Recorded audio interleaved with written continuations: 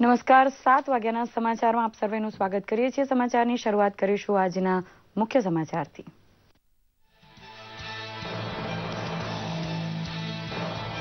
ગરીબો, ખેડૂતો, વરિષ્ઠ નાગરિકો અને મહિલાઓ માટે કરી મોટી જાહેરાતો। ભ્રષ્ટાચારીઓ વિરુદ્ધ કડક પગલાં ભરવાની દીધી ચેતવણી।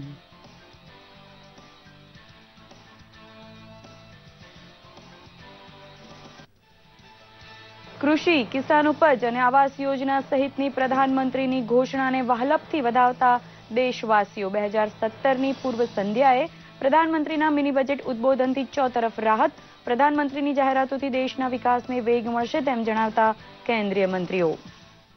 ગાંધીનગરમાં નવનિર્વાચિત સરપંચ અભિવાદન સમારોહમાં મુખ્યમંત્રીનો રણટંકાર।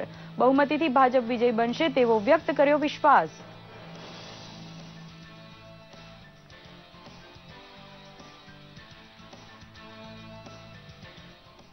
2017ના વાઇબ્રન્ટ ગુજરાત માટે રાજ્ય સરકારની તૈયારી પૂરજોશમાં। 12 દેશની ભાગીદારી સાથેના 5 દિવસીય મહોત્સવનો 9મીએ પ્રધાનમંત્રી કરશે પ્રારંભ।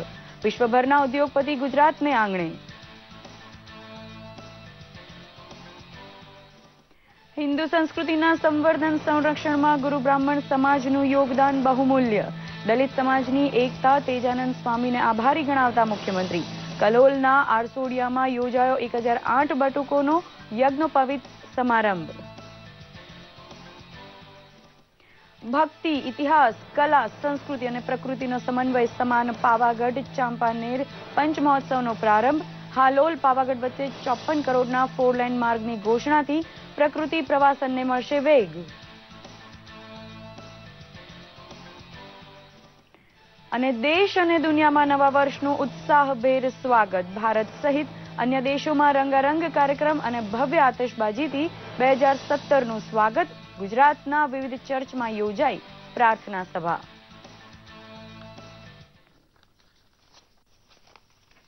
સમાચાર વિસ્તારપૂર્વક। નવવર્ષ 2017ની પૂર્વ સંધ્યાએ પ્રધાનમંત્રી નરેન્દ્ર મોદીએ પ્રજા માટે અનેક યોજનાઓની જાહેરાત કરી હતી, જેમાં હોમ લોનના વ્યાજ દરમાં રાહતથી માંડીને ખેડૂતો, વરિષ્ઠ નાગરિકો, સગર્ભા મહિલાઓ તથા નાના વેપારીઓ સુધીના તમામ માટેના કેટલાક લાભો અને સહાયનો સમાવેશ થતો હતો।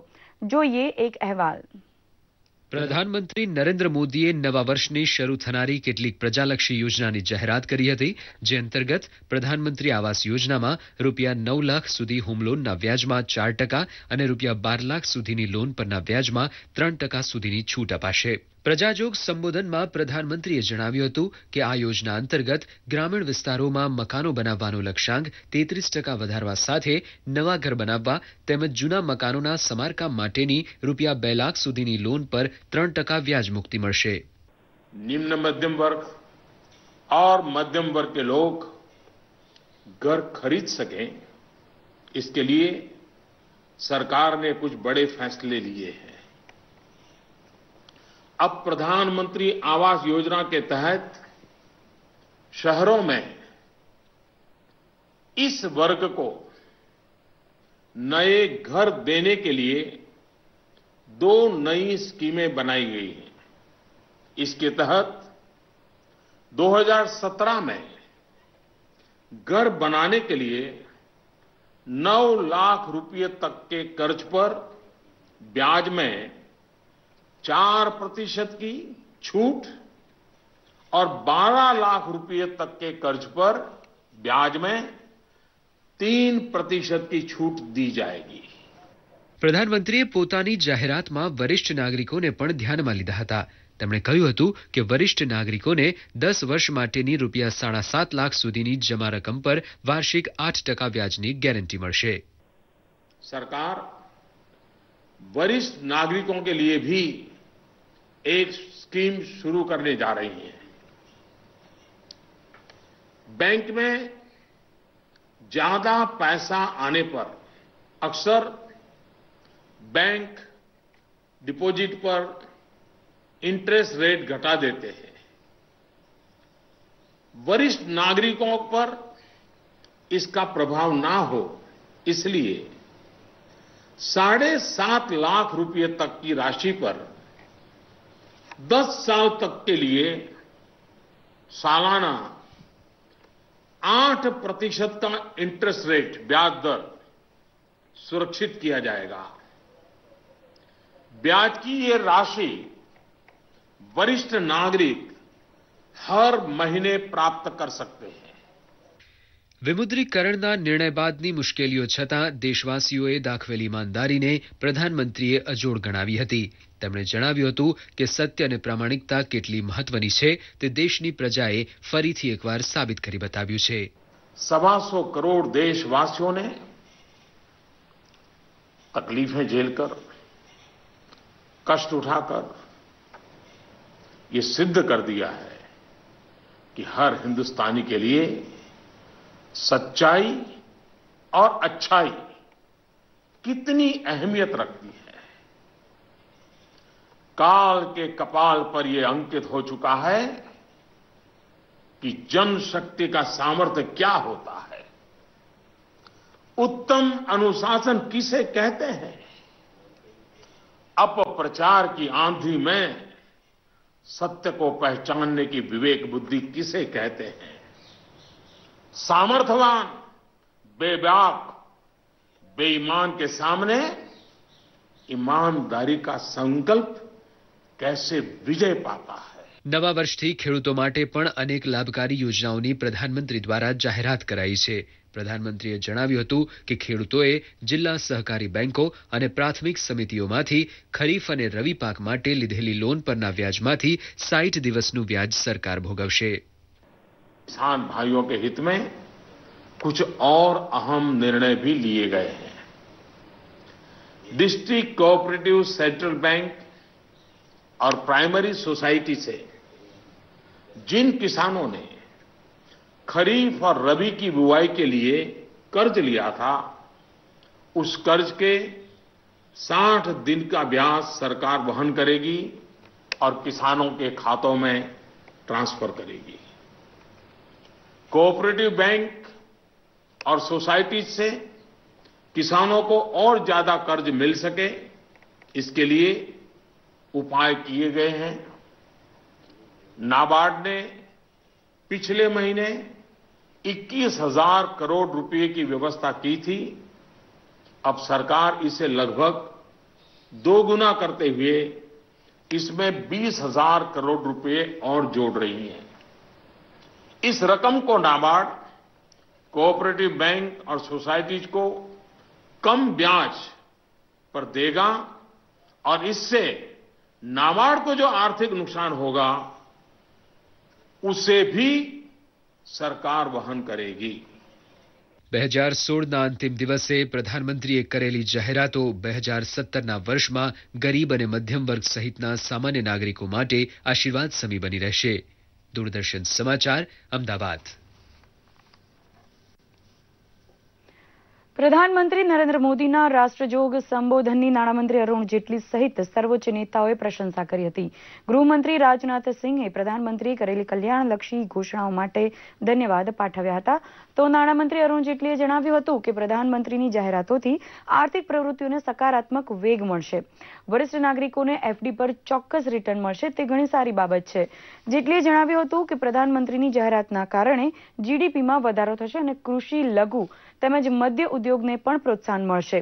વિદેશ મંત્રી સુષ્મા સ્વરાજે પણ પ્રધાનમંત્રીની પ્રશંસા કરતા ટ્વીટ કર્યું હતું કે પ્રધાનમંત્રીનો નિર્ણય વિકાસને વેગ આપનારો છે. મહારાષ્ટ્રના મુખ્યમંત્રી દેવેન્દ્ર ફડણવીસ તથા હરિયાણાના મનોહરલાલ ખટ્ટરે પ્રધાનમંત્રીના નિર્ણયની પ્રશંસા કરી હતી. કેન્દ્રીય માહિતી અને પ્રસારણ મંત્રી વેંકૈયા નાયડુએ જણાવ્યું હતું કે પ્રધાનમંત્રી પ્રજાની અપેક્ષા પર ખરા ઉતર્યા છે અને તેઓ સાચા અર્થમાં ગરીબોના મસીહા છે. In his speech today. That's why the people who used to think that he is a messiah of the poor, it has been further consolidated and fortified by the actions he has announced today, because the government is for the poor, the government is for the middle class, the government is for the downtrodden. That has proved beyond doubt today by the announcement made by the Honorable Prime Minister. ઉત્તર પ્રદેશના શાસક સમાજવાદી પક્ષમાં રોજ નવા વળાંકો આવી રહ્યા છે. હવે હાઈ વોલ્ટેજ ડ્રામા વચ્ચે સપા સુપ્રીમો મુલાયમસિંહે રામગોપાલ યાદવને 6 વર્ષ માટે પાર્ટીમાંથી હાંકી કાઢ્યા છે. પાર્ટીના સુપ્રીમો મુલાયમસિંહ યાદવે રામગોપાલ યાદવ દ્વારા લખનૌમાં બોલાવવામાં આવેલા રાષ્ટ્રીય અધિવેશનને ગેરબંધારણીય ગણાવ્યું હતું. મુલાયમસિંહે કાર્યકર્તાઓને એક પત્ર લખ્યો હતો અને જણાવ્યું હતું કે આ અધિવેશન ગેરબંધારણીય છે. હવે મુલાયમસિંહ પાર્ટી પ્રમુખ તરીકે 5 જાન્યુઆરીના રોજ રાષ્ટ્રીય અધિવેશન બોલાવી રહ્યા છે. ઉલ્લેખનીય છે કે અગાઉ શુક્રવારે પણ રામગોપાલ તથા અખિલેશ યાદવને પક્ષમાંથી 6 વર્ષ માટે દૂર કરવામાં આવ્યા હતા, પરંતુ શનિવારે સુલે બાદ તેમને પરત લેવામાં આવ્યા હતા. સમાજવાદી પાર્ટીના નેતા નરેશ અગ્રવાલે रामगोपाल ने हांकी काढ़वाना निर्णय ने वखोड़ी काढ़्यो हतो. अगर अब भी नेताजी ने पब्लिक की ओपिनियन नहीं समझी तो ये दुर्भाग्य। जब जनता ने रामगोपाल जी को स्वीकार कर लिया फिर किसी को एक्सपेल करने का अधिकार नहीं है। कोई कुछ करे, सब कुछ निर्णय जनता लेती है। हम तो जनता के हाथ में सब कुछ है। और आज लाखों लोगों ने जब अखिलेश को राष्ट्रीय अध्यक्ष बना दिया तो फिर किसी को निकालने का अधिकार कहाँ रहेगी। दरमियान મળતી માહિતી પ્રમાણે સપા સુપ્રીમો મુલાયમસિંહે નરેશ અગ્રવાલ અને કિરણ નંદાને પણ પાર્ટીમાંથી સસ્પેન્ડ કરી દીધા છે. આ મુદ્દે માહિતી અને પ્રસારણ મંત્રી વેંકૈયા નાયડુએ કહ્યું છે કે સમાજવાદી પાર્ટીની ડ્રામેબાજી તેમની જૂની આદત છે. लोगों ने देखा है 5 साल का उनका कुशासन, लोग थक गए हैं, परिवर्तन की ओर लोग जा रहे और भारतीय जनता पार्टी सबसे आगे बढ़ रहे. ये समाजवादी पार्टी में जो नाटक हो रहे, ड्रामाबाजी हो रहे, ये इनका पुराना आदत है. તો ભારતીય જનતા પાર્ટીએ યુપીમાં ચાલી રહેલા ઘમાસાણ મુદ્દે જણાવ્યું હતું કે નિષ્ફળ મુખ્યમંત્રી અખિલેશ યાદવની છબીને ચમકાવવા પાર્ટી આવી પેરવી કરે છે. अखिलेश यादव जी एक फ्लॉप मुख्यमंत्री हैं और अब क्योंकि जवाबदेही सपा की बनती है, जनता के प्रति जो वायदे उन्होंने किए थे, जो घोषणाएं 2012 में उन्होंने की थी, उनमें पूरी तरह से अखिलेश जी हर मोर्चे पर विफल रहे हैं. अब उनकी इमेज को कैसे चमकाया जाए, उसके लिए ये योजनाबद्ध तरीके से हाई वोल्टेज ड्रामा सपा परिवार के अंदर चल रहा है और इसमें सबकी अपनी सहमति है. सबको पटकथा दी गई है और किस किस को क्या क्या बोलना है, किस किस को क्या क्या करना है, ये पूरी तरह से जनता को गुमराह करने के लिए, मीडिया के वर्ग को गुमराह करने के लिए, और ये तो उत्तर प्रदेश के लोगों का अपमान भी है. આમ ઉત્તર પ્રદેશમાં જે ઝડપે ઘટનાક્રમ બદલાય છે તે જોતા સ્થાનિક જનતા અસમંજસમાં છે કે ક્યારે કોણ આવશે અને ક્યારે કોણ જશે. બ્યુરો રિપોર્ટ, દૂરદર્શન સમાચાર, અમદાવાદ. આજે ગાંધીનગરમાં નવનિર્વાચિત સરપંચોનું અભિવાદન કરતો એક કાર્યક્રમ ભારતીય જનતા પાર્ટી દ્વારા આયોજિત કરાયો હતો. ગ્રામ્ય વિસ્તારોમાં ચૂંટાઈને આવેલા સરપંચ સદસ્યોને આગામી વિધાનસભા ચૂંટણી 2017 માટે તૈયાર કરવા માર્ગદર્શન આપવા અને તેમનો ભારતીય જનતા પાર્ટી પ્રત્યે વિશ્વાસ વધુ દ્રઢ કરી સમાજમાં ભારતીય જનતા પાર્ટી પ્રત્યે લગાવને વધુ બહોળો અને બળવત્તર બનાવવા પ્રોત્સાહન અપાયું હતું. તો પ્રદેશ અધ્યક્ષ જીતુભાઈ વાઘાણીએ જણાવ્યું હતું કે ગ્રામ પંચાયતોમાં ભાજપ તરફી પેનલ અને સરપંચોનો વિજય એ 2017માં ભાજપનો પાયો મજબૂત બનાવશે. આ પ્રસંગે ઉપમુખ્યમંત્રી નીતિન પટેલ, કેન્દ્રીય મંત્રી પુરુષોત્તમ રૂપાલા, હરિભાઈ ચૌધરી અને મનસુખ માંડવિયા ઉપસ્થિત રહ્યા હતા. એ કરવા જઈ રહ્યા છે. આવનારા દિવસોમાં 2017માં વિધાનસભાની ચૂંટણીમાં 2/3 વધુ બેઠકો ભારતીય જનતા પાર્ટી જીતીને ભાજપની સરકાર બનવાની છે. આંખે ન દેખાતું હોય એને પણ દેખાય એવું આજનું દ્રશ્ય છે. નવા વર્ષની પૂર્વ સંધ્યાએ નાકોડા ભૈરવ મિત્ર મંડળ દ્વારા આયોજિત ભક્તિ સંગીતમાં મુખ્યમંત્રી વિજય રૂપાણી ઉપસ્થિત રહ્યા હતા. કાર્યક્રમમાં બોલતા મુખ્યમંત્રી વિજયભાઈ રૂપાણીએ જણાવ્યું હતું કે ગુજરાતની જનશક્તિના સથવારે દિવ્ય, ભવ્ય અને આધ્યાત્મિક ગુજરાતનું નિર્માણ કરવું છે. તેમજ તેમણે જણાવ્યું હતું કે લોકો પશ્ચિમી અનુકરણથી નવું વર્ષ ઉજવે છે ત્યારે ગુજરાતે ગાંધી વિચારને અનુસરતા દારૂબંધી જેવા પગલા દ્વારા યુવા પેઢીને બરબાદ થતી અટકાવવાનું અભિયાન શરૂ કર્યું છે. મુખ્યમંત્રીએ નવું વર્ષ ગુજરાતવાસીઓ માટે મંગલકારી બને તેવી શુભેચ્છા પણ પાઠવી હતી.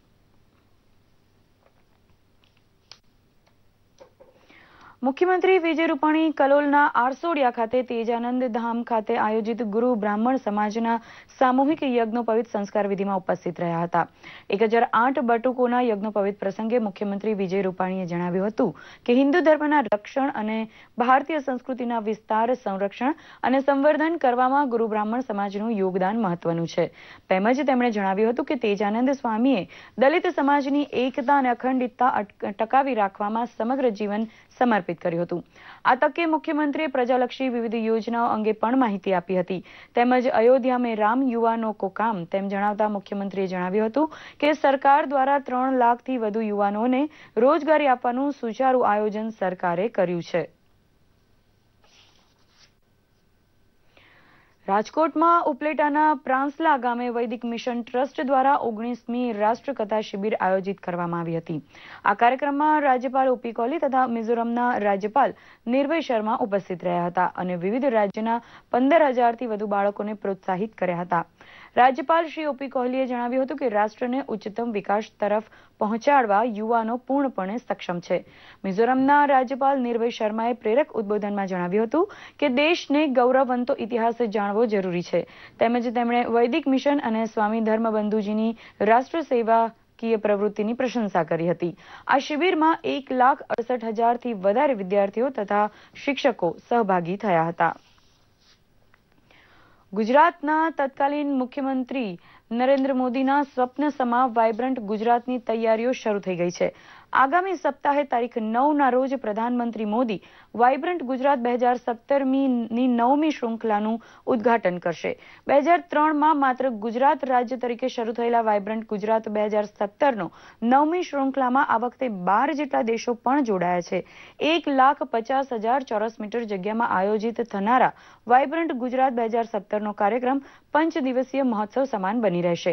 આ માહિતી વરિષ્ઠ મંત્રી ભૂપેન્દ્રસિંહ ચુડાસમાએ આપી હતી। 9મી તારીખે માનનીય વડાપ્રધાન શ્રી આ વાઇબ્રન્ટ ગુજરાતનું ઉદ્ઘાટન કરશે। 10 અને 11 એ બિઝનેસ ચર્ચાઓ થશે અને 12 અને 13 એ સામાન્ય જનતા અને મુલાકાતીઓ માટે ખુલ્લું રાખવામાં આવશે। આ વખતે 12 ભાગીદાર દેશો USA, UK, Japan, Netherland, Poland, Canada, Australia, UAE, Sweden, Denmark, Singapore અને ફ્રાન્સ આ 12 ભાગીદાર દેશો બન્યા છે। જ્યારે 2003માં આપણે શરૂઆત કરી ત્યારે આપણે માત્ર રાજ્ય તરીકે હતા। આજે 2017માં આપણે વૈશ્વિક લેવલે પહોંચ્યા છીએ અને એમાં 12 દેશો ભાગીદાર બન્યા છે। વડોદરા ખાતે ખેલ રાજ્યમંત્રી રાજેન્દ્ર ત્રિવેદીએ તૃતીય રાષ્ટ્રીય હોમિયોપેથિક જાગૃતિ પરિષદનો શુભારંભ કરાવ્યો હતો। આ પ્રસંગે બોલતા ખેલ રાજ્યમંત્રીએ પોતાની હઠીલી શરદીનો અસરકારક ઇલાજ હોમિયોપેથી દ્વારા થયો હોવાનું જણાવ્યું હતું। કાઉન્સિલ ઓફ હોમિયોપેથી, મેડિલિન, સિસ્ટમ ઓફ ગુજરાત તથા હોમિયોપેથીની વિવિધ કોલેજ દ્વારા આયોજિત આ કાર્યક્રમમાં શ્રેષ્ઠ વિદ્યાર્થીઓ તેમજ કોલેજના ટ્રસ્ટીઓને સન્માનિત કરવામાં આવ્યા હતા। આ તકે બોલતા ખેલ રાજ્યમંત્રીએ વિદ્યાર્થીઓને સંશોધન વૃત્તિ સાથે યોગ્ય અભ્યાસ કરી જ્ઞાનને સર્વોચ્ચ કક્ષાએ પહોંચાડવાનો અનુરોધ કર્યો હતો। પંચમહાલના પાવાગઢ ખાતે ગુજરાત સરકારના પ્રવાસન વિભાગ તથા જિલ્લા વહીવટીતંત્ર દ્વારા 5 દિવસીય પંચમહોત્સવનો દબદબાભેર પ્રારંભ થયો હતો। પંચમહોત્સવને નાનુભાઈ વાનાણીના હસ્તે ખુલ્લો મૂકવામાં આવ્યો હતો। 31/12/2016 થી 4/1/2016 સુધી ચાલનારા આ મહોત્સવના ઉદ્ઘાટન પ્રસંગે મુખ્યમંત્રી વિજય રૂપાણીએ વિડીયો સંદેશ દ્વારા પોતાની શુભેચ્છા પાઠવી હતી। સમારોહના અધ્યક્ષ સ્થાનેથી બોલતા નાનુભાઈ વાનાણીએ જણાવ્યું હતું કે પંચમહોત્સવ ભક્તિ, ઇતિહાસ, સંસ્કૃતિ, કળા અને પ્રકૃતિના 5 તત્વોને ઉજાગર કરે છે। આ પ્રસંગે ઉપસ્થિત માર્ગ અને મકાન મંત્રી જયદ્રથસિંહ પરમારે હાલોલ પાવાગઢ માંચીના રસ્તો 4 લેન બનશે તેવી જાહેરાત કરશે। તેમણે જણાવ્યું હતું કે રાજ્ય સરકારે આ માટે 56 કરોડ રૂપિયા ફાળવ્યા છે।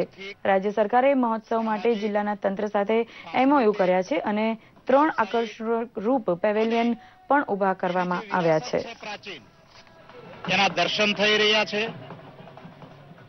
આ મહોત્સવથી પંચમહાલને ગુજરાત અને ગુજરાતની બહાર એક નવી ઓળખ મળશે અને આ વિસ્તારના જે લોકો છે, જે કલાકારો છે, એ કલાકારોને પોતાની કલા પ્રદર્શિત કરવાનો, રોજગારીની એક વિશાળ તક મળશે।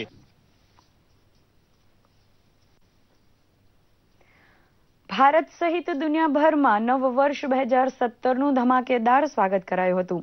વિશ્વભરમાં આજથી શરૂ થયેલા નવા વર્ષને ખ્રિસ્તી ભાઈ બહેનોએ ચર્ચમાં પ્રાર્થના કરીને આવકાર્યું હતું.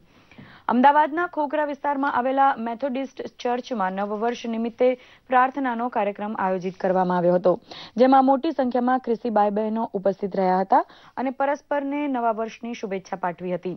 મેથોડિસ્ટ ચર્ચના ફાધર રોલય ઠાકોરે જણાવ્યું હતું કે નવા વર્ષમાં એકતા અને ભાઈચારો વધે તેવી અમે સાથે મળીને પ્રાર્થના કરી છે.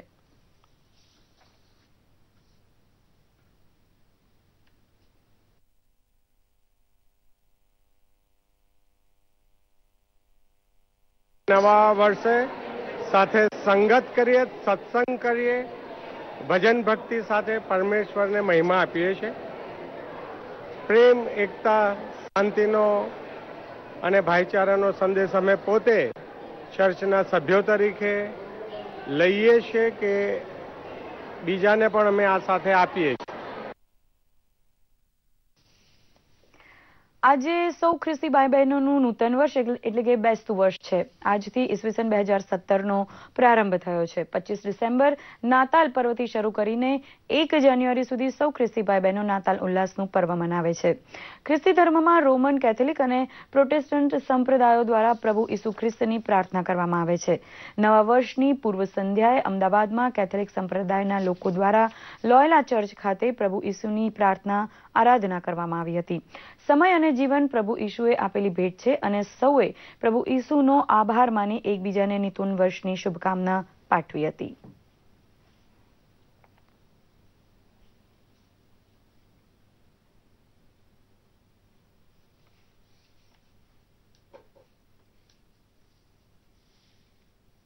યજ્ઞ દ્વારા બેસતા વર્ષનું સ્વાગત કરીશું અને પ્રભુ ઈસુના મા મરિયમ અને આધ્યાત્મિક પિતા યોસેફ, જે પવિત્ર કુટુંબ છે, નમૂનેદાર કુટુંબ છે, એમનો પણ અમે આશીર્વાદ માંગીશું.